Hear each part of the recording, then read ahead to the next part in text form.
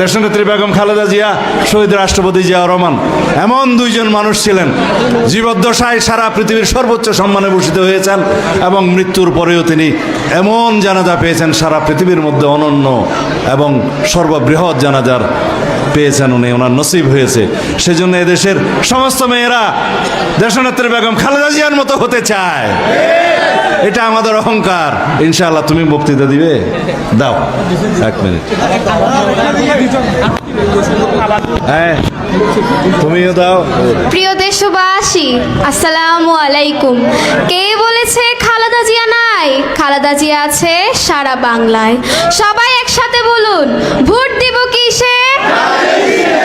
পরিবারের সকল ভোট, মালুমঘাটবাসীর সকল ভোট, সালাউদ্দিন আহমেদের সালাম নিন, ধানে শীষে ভোট দিন।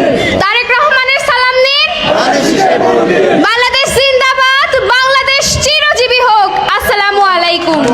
পরিচয় করিয়ে দিচ্ছে, আমার মা আমাকে পরিচয় করিয়ে দিচ্ছে। আমার ছেলে সালাউদ্দিনকে আপনারা ভোট দিয়ে জয়যুক্ত করবেন তো?